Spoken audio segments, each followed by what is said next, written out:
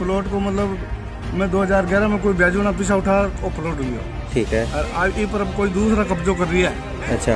कर रिया सा तो मैं तो आई चाहूँ कि हमारे साथ न्याय करे और मैं तुम्हारो प्लॉट लेबो चाहूँ। अगर वो प्लॉट मैंने नहीं मिलो तो मैं तो अठी मर जाऊँ साहब। दो जना मैं नहीं मिलो तो मैं तो अठी मर जाऊँ साहब। दो जना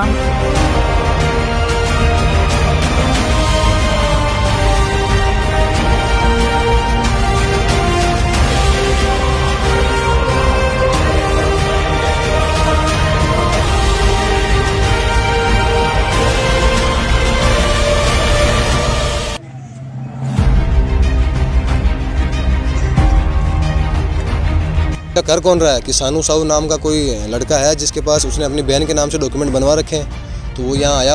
आज ये प्लॉट को मतलब मैं 2011 में कोई ब्याजू ना पीछा उठा वो प्लॉट लिया।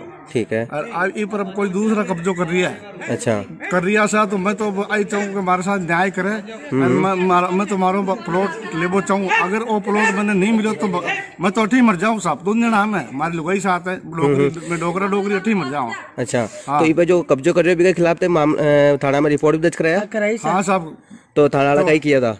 अब क्यों के मतलब क्यों बड़ा ऑफिसर साहब क्यों के आना जो है मतलब आंको हिसाब कर दो और आंको मतलब 11 साल को है जो को की निपटारो की कर दो। तो बे जगह बे मेन मालिका बे महाराज महाराज तो कोई आवे दो फिर भी मैं 2 दिन तक इंतजार किया। 2 दिन तक बे तो कोई आया न कोई बात। और अब नहीं आवे तो माको मतलब निवारण कौन करे साहब? महाराज के थाना में चल जाओ। आप प्रशासन करो निवारण करो साहब। महाराज के थाना में चल जाओ। प्लॉट बांधने नहीं मिलो अगर मारो छिन गयो तो मैं डोगरा मर जाओ साहब।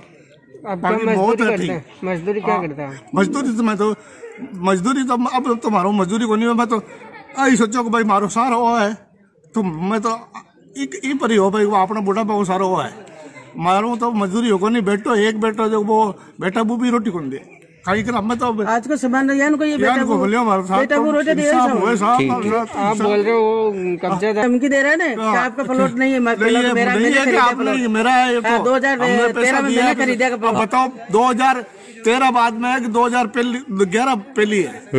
ये धमकी किसने दी थी वैसे? वो देता वो क्या नाम क्या है उनका? नाम तो हम तो रहता ही नहीं। मैं तो बोराउड से रहूं साहब। बोराउड हर महीना मैं आ रही हूँ। हर महीना मैं आ रही हूँ। अड़ोसी पड़ोसी ने सबने पूछ लिया। हर महीना आ रही हूँ साहब। हर महीना आ रही हूँ मैं तो हर महीना संभाल दे रही हूँ प्लॉट। पड़ोसी ने पूछ लिया सबने। बस मारा इनमें निर्माण को नहीं कर पाया। मैं निर्माण करने का हमारे में जुगाड़ बढ़ियों को नहीं। वो तो है। तो मैं जो कब्जो कर रहे हो क्या नाम है? जो तेली है वो को क्या नाम है? शानू का को नाम है। शानू। ठीक है। आपको नाम क्या है? हमारा नाम जहूर मोहम्मद है साहब। जहूर मोहम्मद मेरा। क्या मामला है ये? जी ये मामला मतलब अभी मेरे सामने तो 3-4 दिन से आया है, लेकिन चाचा जी का मतलब 7-8 दिन से चल रहा था। तो परसों के दिन मेरे पास इनका फ़ोन आया कि आप यहाँ आओ, हमारे प्लॉट पे कोई कब्जा हो रहा है।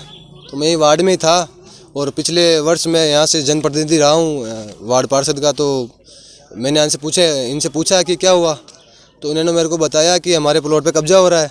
तो मैंने कहा कौन कर रहा है, हम आपके पास ओरिजिनल डॉक्यूमेंट है? तो इन्होंने कहा कि नहीं हमारे पास तो ओरिजिनल डॉक्यूमेंट है। तो हमने पूछा कि कब्जा कर कौन रहा है, कि सानू साहू नाम का कोई लड़का है जिसके पास उसने अपनी बहन के नाम से डॉक्यूमेंट बनवा रखे हैं। तो वो यहाँ आया हुआ था, निर्माण चला रखा था उसने। तो हमने निर्माण यहाँ कहा कि आपके पास निर्माण की कोई परमिशन है कि नहीं है, आपने इनका बिना किसी सुलझाड़े के आपने काम स्टार्ट कैसे कर दिया? तो उसने काम बंद कर दिया। उसके पश्चात हमने कहा कि इनका कुछ निवारण किया आपने? तो बोला कि नहीं, हमने तो थाने में गए थे, हम तो इनसे बात हो गई हमारी और हम ले दे के इनका और कर देंगे सॉर्ट आउट। तो इन्होंने पूछा, इनसे हमने पूछा कि भाई आपने कुछ लिया तो नहीं उनसे? तो इन्होंने कहा कि नहीं हमने कुछ नहीं लिया है। तो फिर हमने कहा कि जब आपने इनको कुछ इनकी जो रकम दी हुई है 1,35,000 रुपये 2011 में, उसका कुछ आपने किया ही नहीं और अभी आप बोल रहे हैं काम शुरू कर दिया कि हम तो काम शुरू करेंगे उसके बाद में दे देंगे। तो काम करने के बाद कौन पैसे देगा? तो अभी चाचा जी रहे कहाँ? सबसे बड़ी चीज़ तो ये है। अब जो इस ज़मीन को जिसने बेचा था, जिसने काटी थी ये कॉलोनी, उसका नाम है जितेश पारिक। तो उनसे बात की तो वो बोलते हैं कि मस्जिद मेरा दलाल नहीं है। उनका जवाब ये था कि मस्जिद मेरा दलाल नहीं है और मैं मस्जिद को नहीं जानता। तो जब मैं यहाँ पूरी कॉलोनी में घूमा तो कम से कम 10 से 20 मकान ऐसे हैं जिनके स्टाम्प मस्जिद के नाम से हैं, और जहाँ पे अभी लोग रह रहे हैं काफ़ी वर्षों से, 5-7 साल से, 8 साल से लोग रह रहे हैं, तो फिर वो भी फर्जी है इनके हिसाब से, तो वो भी फर्जी है। तो ये सारी बात मैंने उनसे की तो बोलते कि नहीं नहीं ऐसा तो कुछ हो ही नहीं सकता। तो मैंने उनसे कहा कि आप आओ यहाँ बैठ के बात करो, और जो भी है मामला सामने सानू साहू है, यहाँ पे ये जूर मोहम्मद जी है, क्या नाम इनका, जूर मोहम्मद जी है, तो आप इनसे बैठ के जिसकी भी गलती है या जिसके पास ओरिजिनल डॉक्यूमेंट है या जिसने पैसे दिए हैं आप उसके पास प्लॉट रखो, और जिसकी गलती है उसको आप सजा दिलवाओ। फिर प्रशासन को आपने इतला की? प्रशासन से मैंने बात की थी, अपने SHO साहब से बात की थी मैंने, शंभू सिंह जी से। तो उन्होंने कहा कि हमारी बात तो हुई है, और मैंने जितेश पारी को बोला है कि इनका मसला आप सुलझाओ बैठ के। तो ना तो ये इनकी सुन रहे हैं ना हमारी सुन रहे हैं। मैंने यहाँ के लोकली पार्षद साहब श्री राम जी चौधरी को भी कहा था, तो उन्होंने भी उनसे बात की, तो उन्होंने भी उनको कोई संतुष्टिपूर्ण जवाब नहीं दिया। तो मैं ये दरख्वास्त करता हूँ प्रशासन से और यहाँ के हमारे स्थानीय पार्षद साहब जिनका नाम श्री राम जी चौधरी है उनसे, और इस किशनगढ़ के माननीय विधायक साहब श्रीमान सुरेश जी टांग साहब से, कि ये इस प्रकार के जो मसले हो रहे हैं, कहीं ना कहीं मैं मानता हूँ कि ये तो आज एक हुआ है, कल को 2 भी होंगे, 5 भी होंगे, 10 भी होंगे। तो ये सारे रामदेव कॉलोनी वार्ड नंबर 1 जो ये मंदिर की ज़मीन कटी हुई है, कहीं ना कहीं इन सब लोगों में एक भय सा बढ़ गया है, भय सा आ गया है कि आज इनके साथ हुआ था, कल को हमारे साथ भी ऐसा ही होगा और हमारे मकानों पे भी कब्जे होंगे।